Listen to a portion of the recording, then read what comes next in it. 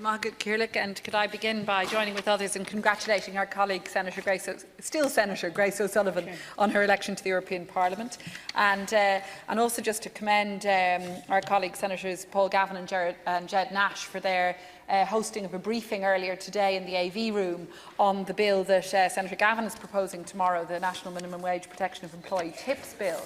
So this is a very important private members' bill which we in the Labour Party and indeed my colleague Senator Norris will be delighted to support tomorrow, because it will give protection to employees that the tips which customers think they are paying to waiting staff will actually go to them. And I really can't see why the government would oppose that bill. There have been certainly some indications that the bill won't be supported by government. I think that's unfortunate. Many of us, myself included, have worked in the service industry over the years as students and part-time and so on.